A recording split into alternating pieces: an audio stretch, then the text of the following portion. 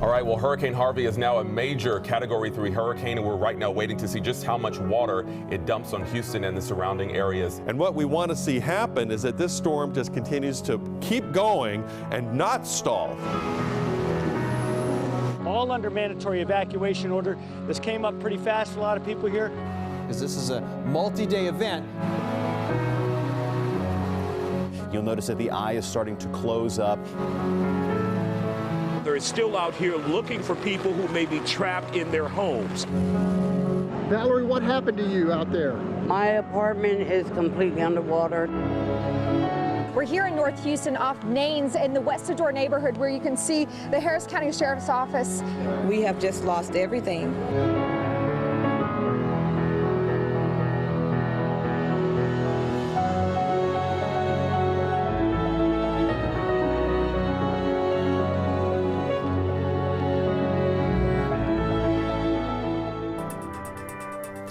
And thank you so much for joining us for this Fox 26 News special, Harvey, A Year of Recovery. Hi, I'm Jonathan Martin. And I'm Caitlin Monty. And it has been a year since Hurricane Harvey changed our lives all along the Texas Gulf Coast. Memories that seem as vivid as if they were yesterday. Wind and storm surge near Corpus Christi, pounding rain up to almost 60 inches in some places. At least 68 people were killed, tens of thousands of homes ruined. And tonight we're taking a look back while also looking forward as Houston continues to recover from one of the costliest hurricanes in history. And first tonight, we're going to go to where it all started. A lot of us remember this, Rockport and Fulton. 1 year ago tomorrow, Harvey made landfall there as a Category 4 hurricane. Communities on that part of the coast took the brunt of Harvey's 140-mile-per-hour winds and the 12-foot storm surge that damaged nearly every structure they had. Our Stephen Morgan went back to Rockport, where there are some signs of recovery, but it could be a decade before all of the damage is undone. It's more than coffee. I don't know. I'm gonna cry. A lot has happened this past year to Michelle McMahon, especially when it comes to her coffee shop. Getting to know somebody over coffee. Located just off Austin Street in Rockport, McMahon and her daughter have been pouring coffee, David, I'll see you tomorrow, and their lives into those who visit their shop daily grind. They're my extended family. But on August 25th, as the eye wall approached, it was just unbelievable. The town where McMahon calls home was hit by one of Mother Nature's most destructive forces, known to us as Hurricane Harvey. The roof, everything is just tumbled inside in there. McMahon realized her normal business hours had suddenly turned into round-the-clock cleanup, a rough reality for the nearly 1,300 businesses and 18,000 structures damaged in Aransas County by this one storm. But for McMahon, her door was closed for only 7 months. She opened back up in March, and her new space, although smaller, is a constant reminder of why she is open today. This tree that's on the wall is my tree of love. And there are still more names to be added to that tree that helped us get rebuilt and get back inside. Yeah, because they were like sticks like theirs. They were sharp. Another business working to get people back inside is the Lighthouse Inn. It's been tough on everybody. Harvey's Eye crossing right over Aransas Bay, which is just behind me. Amazingly, though, the storm surge not an issue. Flooding not a problem here. It's the wind that spared no business, damaging even the iconic Lighthouse Inn here in Rockport. These hurricanes they're different. They're very large. 78 rooms remain vacant at one of Reese's properties. The hotel has remained closed since Harvey ravaged the coast. The focus now, 1 year later, is to open soon. Reese hopes that date is October 1st. Since the storm, the fishing, I understand, has been great. I haven't wet a hook down here, but I understand it's been great. I hope you find yourself in Rockport, Texas soon. Even country legend George Strait is asking for folks to return, as an area highly dependent on tourism dollars could be recovering for the next decade. It's never going to be the same. It's going to be different. But are we going to do our darndest to make it better? Oh yeah. It'll be better, I promise you. Back at the coffee shop, a message now stenciled reminding patrons that life is a journey, not a destination. Come back, it's a great place to be. Reporting in Rockport, Stephen Morgan, Fox 26 News.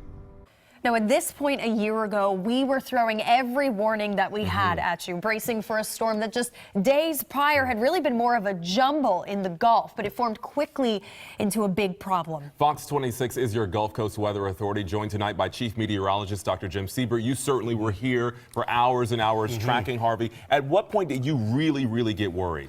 Well, I got worried on Monday before, and my worry just continued to get worse. The worry that we had tonight at this time a year ago was we still weren't sure exactly where it was going to go. The forecast was a circle. It wasn't even a cone. It was an absolute circle that went from Mexico all the way to Louisiana. Look at this that. is a look at the radar imagery as it was coming on shore. Now, by this point, the computer models were starting to indicate that, yes, it was going to be a Texas landfall, it looked like.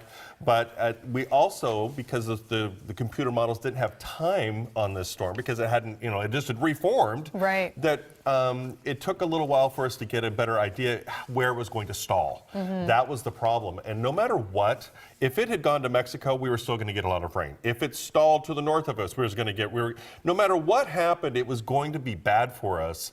But obviously, the worst possible catastrophic thing is what happened, which stalled and came back and moved back and forwards and then got us. Remember, it was a tropical storm for Houston. Well, we never technically got hit by the hurricane. No, we didn't. We got the aftermath. Amazing how much it held on to and how far it went. So the thing to remember tonight as you're watching the special is, because it brings back those emotions. I know, we're all feeling it right now. But think about, what did you learn from the storm? And when you were at this point and the storm was coming, what are some things that you would do differently? And think about that through this whole special and use this as a growing and a learning experience to come out better on the other side. Yeah, that's the point.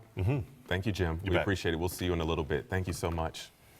It was very strange to watch it all come together. We were all together. This was really an early time for us as a team, and it was so interesting to watch this all evolve. We saw a lot of heart-wrenching images during our coverage, including pictures of people being rescued from floodwaters on the back of dump trucks, something that is just not what we're supposed to see. And everything they had was being left behind so they could get to safety. Yeah, really just some unforgettable images. I still think about those to this day. In fact, we saw hundreds of people having to flee their homes, leave their homes quickly. Many of them were along the Beltway 8 at Tidwell. And our Lindsay Henry, you might remember, she was on that overpass reporting for so many hours. Hundreds of people were there. All of this was unfolding. Well, she went back a year later to see how those people are doing. It's hard to imagine that just a year ago I was reporting on top of this overpass here at Tidwell and the Beltway, reporting on all the families that came from the neighborhoods right down this road. And now that so much time has passed, I take you back to where it all started. But time flies, and we worked hard to repair. 365 days.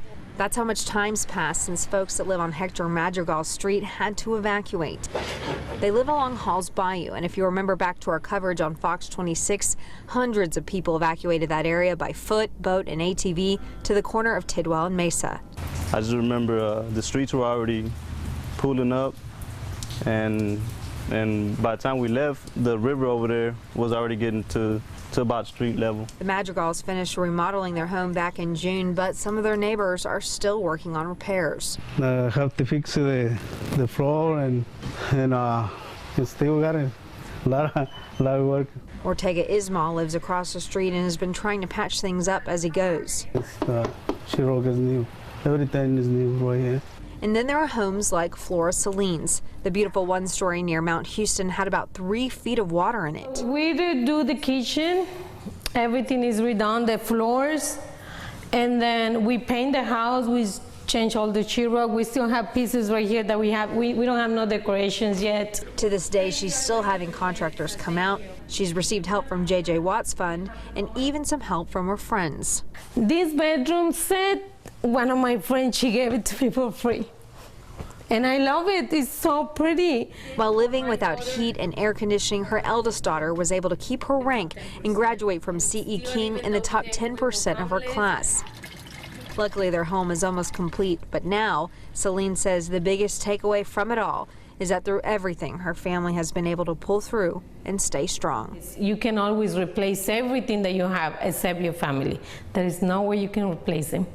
That's what matters. Huh? Yes, that's exactly that's it. That's all that matters, your family, your loved ones. If you'd like to share your story with me, find me on social media. I love to hear how you've been since Harvey hit a year ago. At Tidwell and the Beltway, Lindsay Henry, Fox 26 News. You know, in a weird way, Harvey put Houston on the map, mostly for our resilience and for the people that came out. And that is what we're celebrating tonight with our look at Harvey and the year of recovery since. In fact, coming up next, we're going to remember some of the heroes of Harvey, people who went above and beyond during the height of the storm. We'll be right back. Excuse me, are you okay? Are you okay? You're okay, okay. There's a whole bunch of people up here just waiting for you, okay? This isn't going to stop. I mean, there's no lull coming. There is no, oh, we're going to have 5 hours to rest now and have everything go. I mean, this is going to continue like this. Well, the only thing that we saw more of than rain during Hurricane Harvey were heroes. And at Fox 26, we are continuing to honor the many, many heroes of Hurricane Harvey. Our Sally McDonald has a really good example tonight, a mother and police officer who stayed in uniform to help even when her own home was flooding. 1 year ago, Houston police officer Veronica Maldonado had just finished her shift.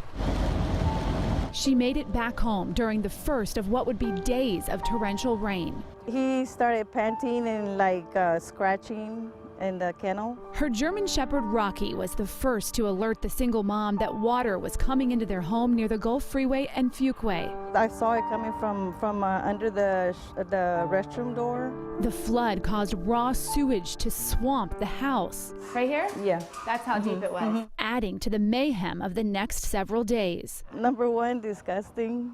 And number two is hopeless, you know, helpless. We didn't know what to do. I ran and got the trash cans, the city trash cans, and we started loading with water, sweeping it out and just doing everything, buckets, everything that we could do, and put furniture on top of furniture, whatever we could save. Officer Maldonado had about $50,000 worth of damage and no flood insurance. The 20-year veteran of the force kept working, checking on others whose homes had flooded. Meantime, what was going on back at your house when you were helping all these people? Everything was just sitting there. I mean, my son and my family were doing the best they could. In the years since Harvey, she and her family have been fixing the home themselves in between her often 16-hour-long days. She's replaced floors, sheetrock, insulation, part of the roof, and so much more. Savings, extra jobs, extra jobs, extra jobs. As much as I could work, 16 hours, just about 7 days a week. How are you? Nice to meet you. We wanted to show this Harvey hero how much the community cares. Walmart is giving her a $1,000 check.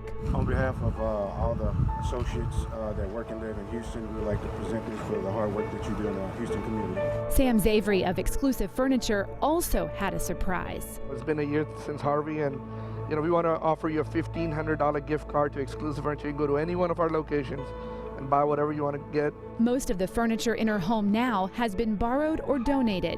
I'm just glad to be alive and that I have my son.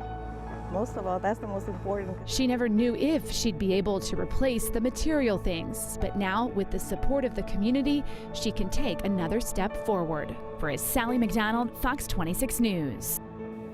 We're so glad to see that. But as we well learned, not all heroes wear uniforms. Coming up next, we're going to meet a group that has made it their mission to get local families back in their homes. Stay with us.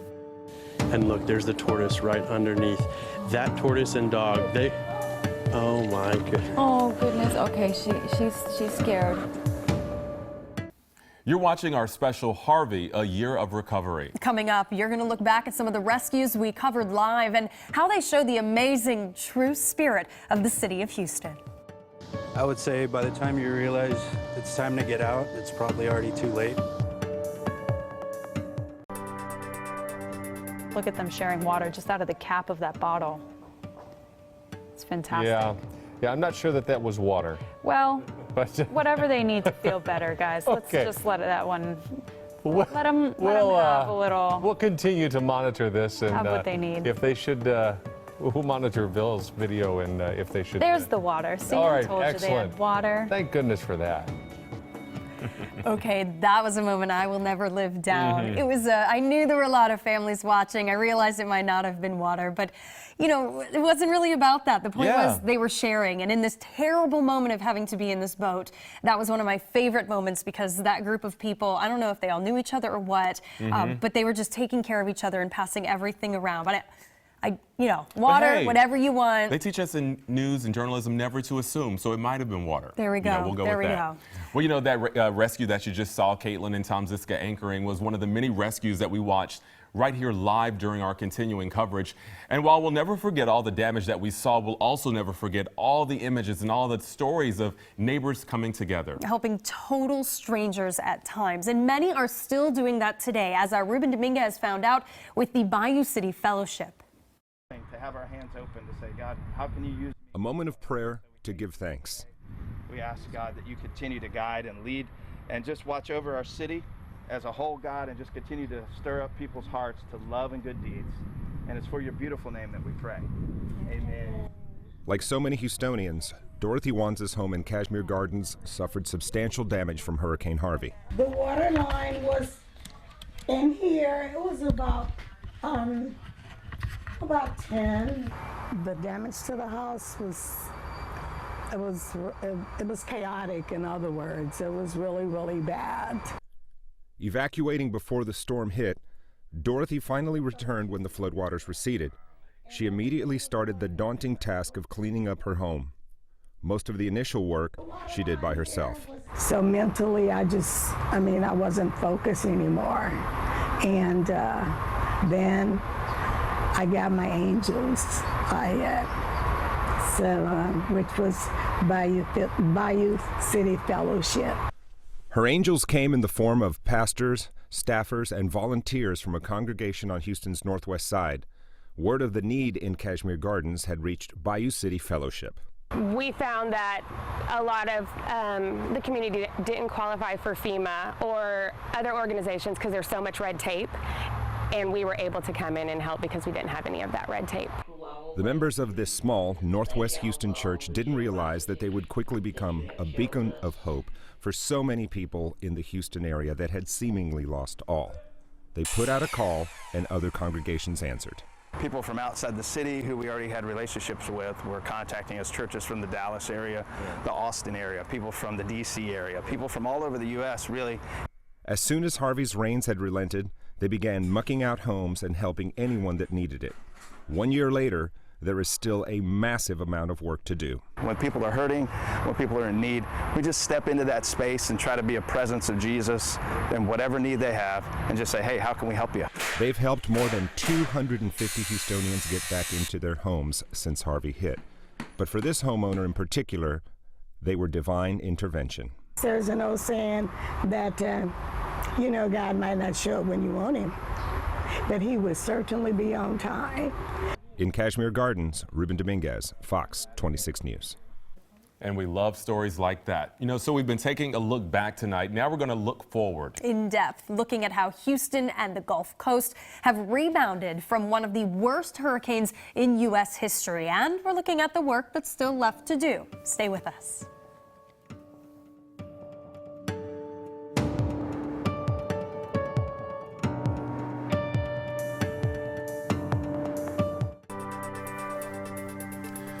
Welcome back, everyone. For the past half hour, we have been looking back at one of the worst storms in American history, and pretty much I could say no one imagined that it would be as bad as it was. No, and technically, we in Houston never actually got hit by Hurricane Harvey itself. We just got hit by the rain bands and then the tropical storm aspect that came after. But our city and our streets got more rain than anyone had ever seen. 600,000 vehicles were damaged in just Harris County alone. And our Coco Dominguez remembers she was watching our roadways during the storm. And Coco, you were trying to keep track of stormed, sort of rained out parts, and it was basically everywhere. Absolutely. It was everywhere. So in addition to being a part of the 10 p.m. Edge, I am also the Fox 26 traffic reporter. And the images I saw from the sky with Houston's TransStar cameras are truly ones I will never forget. It was unreal to watch the powerful storm just turn Houston's busy highways into rivers and lakes. Here's just a few of those unforgettable images. If you do need rescue, Please don't give up. That's all I ask. Do not give up. Stay on those phone lines. Call 911. They will get to you. It is not looking good in this area. I urge you to please stay away from this area right here. Very dangerous situation. We're still trying to figure out what's going on here, but what makes it scary, like I said, is those windshield wipers are still moving, so we're not sure if someone is in the car. I urge you to stay home. You cannot see out there in these high flooded areas. 320 high water locations. Those are the potential neighborhoods that will be impacted when the Barker Reservoir is released. Okay, so you have time to prepare. We're asking you to just take your time. Don't panic. Make some wise decisions when you get out there on the streets. Looks like that guy's going to go for it. This is not what you need to do. It's definitely not what we recommend. Your life is in danger. This is the 610 East Loop at Market Street, completely underwater. There is no movement. It is unbelievable. I don't even know if this 15, 17 feet Brays Bayou has gone over its banks. It is just almost one big river, one big bayou all the way across. And look, cars are driving in the opposite direction on every freeway. This is what we've seen. They're just kind of getting a little bit desperate, and I understand, but it makes for a very dangerous situation. Even when you are on the roadways, you're going to see cars going opposite. You're going to see people walking in the middle of the flood. And look at that. There's someone on a jet ski southwest at McGowan. Can you believe what we are seeing here? This guy is just zooming down jet skis. Hopefully he's out rescuing folks and not out there to enjoy, because that's not what we want. So a year later, how are the roads impacted by Harvey holding up? Well, I reached out to Transtar, and they were happy to report that all roads damaged by Harvey have been repaired, several ahead of schedule, likely thanks to all of the help TxDOT received from workers all around the country who flocked to help Houston to help. And just a heads up, when future high-rise water issues arise, expect to see more highways, underpasses closed. The city's just not willing to put drivers at risk. We're glad to hear that, Coco. If only the water had just stayed on the roads, but thousands of homes flooded, 180,000 in Harris County alone. Many families have chosen to rebuild, but thousands have decided to move on since Harvey. And new home buyers know that they are taking a chance that history can in fact repeat itself. Here's Fox 26 anchor Tom Ziska. A year after Hurricane Harvey, Buffalo Bayou bubbles along with no hint of the destruction that happened here. The wall of water brought on by Harvey's 50-plus inches of rain caused catastrophe that many never imagined and some never recovered from.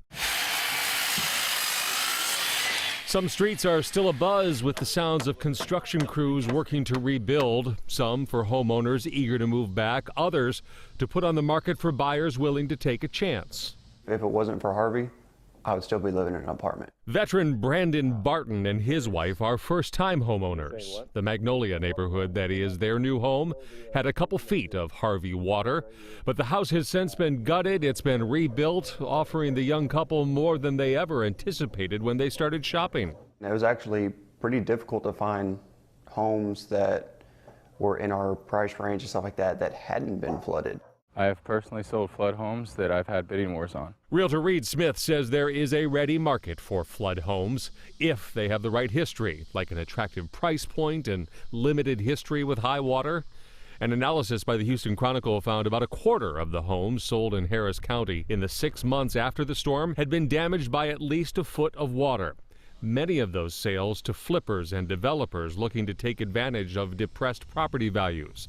Now, many of those homes, plus others in the hands of owners looking for a fresh start, stand ready for new buyers. While state law requires flood damage be disclosed, that conversation can sometimes be delayed if a potential buyer does not know that a now beautiful neighborhood was once underwater. I'm not just looking at that home. I'm looking at all the other homes around it if I see it in a low area. And say, well, I know this. Well, I can see if everything flooded around it. Right. But with that said, it is the seller's responsibility to mark that on the seller's disclosure. But most buyers, like Brandon Barton, know exactly what they've got. A home at a better than anticipated price and a history that is not easily forgotten. We don't have that 100% ease yet. Yes, we have the insurance, we have all the backings and stuff that we would need, but it's still your stuff that you're investing inside this home that you're hoping nothing happens again. Now, some flood control projects are already federally approved. Places like Brays Bayou, White Oak Bayou, Hunting Bayou, Clear Creek. But today, Harris County Judge Ed Emmett was here and mentioned other areas that he wants to protect and why the $2.5 billion bond that's up for final vote tomorrow in Harris County is key to making all of that happen. We have to make sure that places like Cypress Creek and the San Jacinto River are ongoing projects that we have to get people out of harm's way. You know, years ago, people didn't live along Cypress Creek. They do now, hundreds of thousands. Those piles of debris, those were people's lives on the curb. So our only choice is to pass a bond to say, look, we're going to do what's necessary locally. And then that sends a signal to the federal government and the state government. We're willing to put up our share to draw down those matches. Let's focus on it and get going.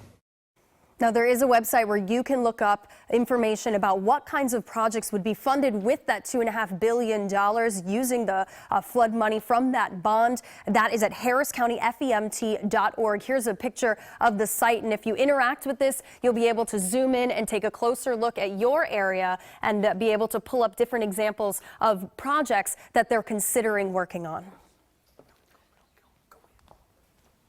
All right, a lot of good information there. Caitlin, thanks so much. Well, we've got a lot more still coming up. That's right, like checking in with the Houston Police Department and their natural disaster gear. They have added some new equipment. That's next.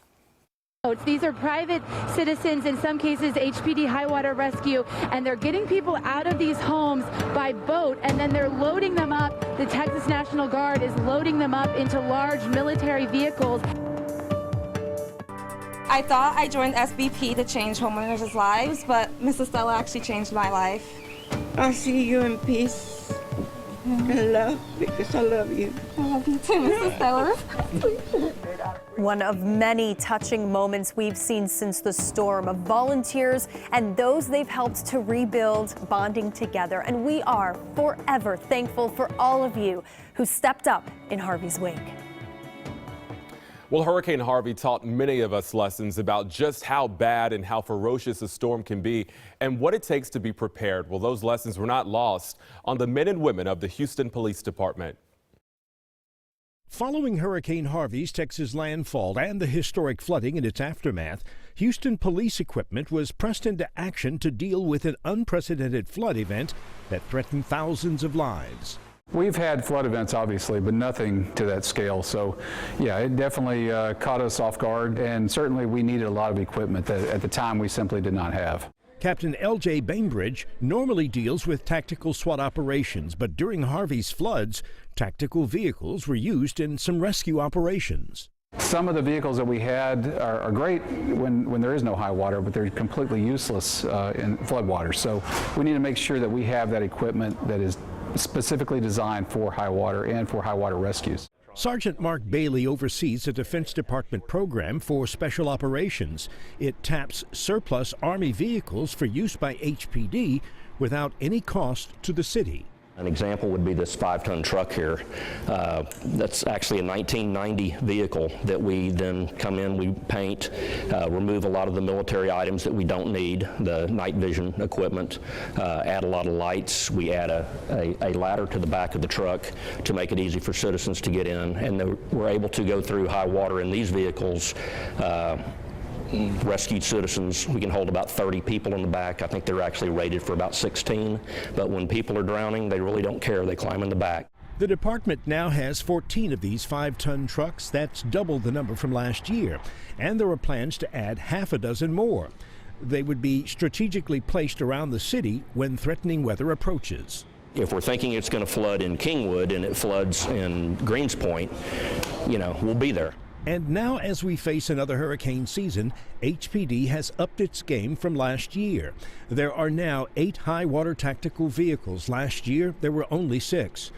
There are now 9 flat-bottom boats, 6 swift water rescue boats, 2 wave runners, and at least 15 dump trucks that will be available for rescue operations. Dump trucks are available to us now, which we found are great for loading a number of people, and including those in wheelchairs.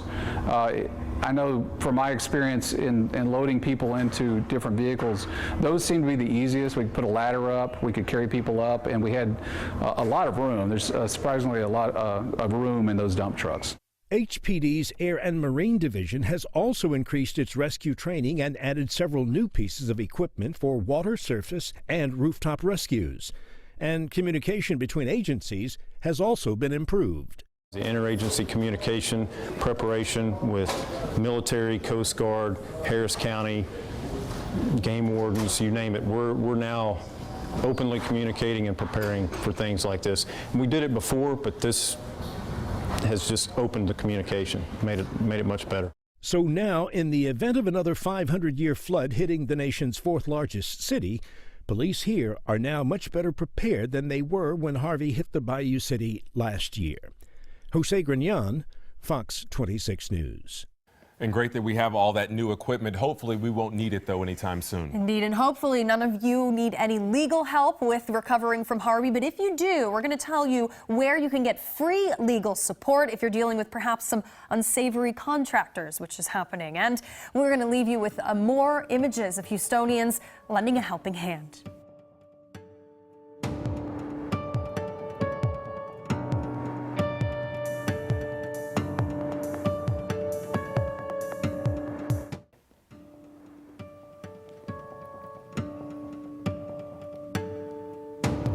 Well, tonight we're looking back at a time in the city's history that will never be forgotten. Not anytime soon. And all week, people have been sharing their thoughts and pictures from Hurricane Harvey. Our Coco Dominguez going through many of those posts and sharing some of those with us tonight.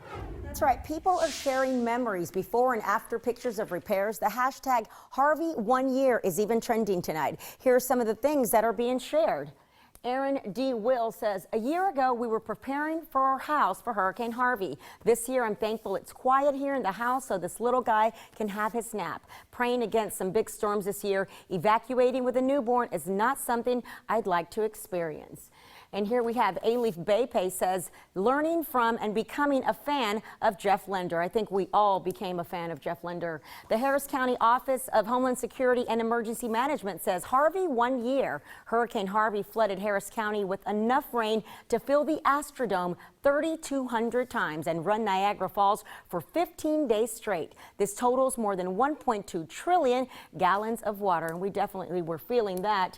This one is from Renee 714, says Cajun Navy. It's been a year since Hurricane Harvey, and I'm just as grateful for your help. We are definitely grateful for the help that the Cajun Navy provided. Adrielle DeJoy says, a year ago today, the rain started to flood the streets of Houston. I've never been more proud of a place I've lived. We joined together and got through it as a city, as a state, and our sense of humor, it was on point. Though it's not all good yet, thousands of people still don't have homes, and there's still millions of dollars of damage being repaired. Remember, just because it's not in the news anymore doesn't mean it's over, but we're still here and will always be Houston strong. That is absolutely true. We'll be continuing to remember Harvey all weekend. You can share your thoughts and memories on our Facebook page. We'll be right back with more, but first, another example of residents being Houston strong. They're coming in on rafts and walking the rest of the way. You can see there's quite a few people out here in this area that are trying to help any way they can. A lot of people who are out here have told me that they just come out because they want to be able to do something to help their fellow Houstonians. Welcome back, everyone. Well, in downtown Houston, one of the hardest hit areas by Harvey was the theater district. That's right. And in the theater district, the Wortham Theater Center had the most damage, $100 million worth. After a year of pumping out water, cleaning, and rebuilding, the Wortham Theater Center will welcome you back for an open house this Sunday. They will open for their first show since the storm next month. We all have this desire to get back to normalcy, to see people in the facility again. People are looking forward to it. I think it will be good for everybody's spirit. Now, across the street, Harvey caused $22 million in damage to the Alley Theater, including the loss of 84,000 props. The very first show I ever saw was here at the Alley when I was 3 years old. It was almost crushing to me to see this home theater of mine so devastated. The space that we're in right now was actually completely submerged under about 15 feet of water, and this isn't even the lowest spot in the theater. Now, the Alley Theater stuck to the old phrase, the show must go on, so they rescheduled shows, moved to another venue, and they never canceled a single performance. But now, both the Alley and the Wortham are working on ways to protect themselves from future flooding, as so many of us are. That's true. Well, the Wortham Theater District open house is from Sunday. It'll be from noon until 5. It is free, as Caitlin just mentioned. The first show here at the Wortham Center is on September 26th. The Spanish opera singer Plácido Domingo will be performing, and what makes that even extra special is that he was the opening act for the theater when it first opened 30 years ago. So a special return. We'll be right back after this.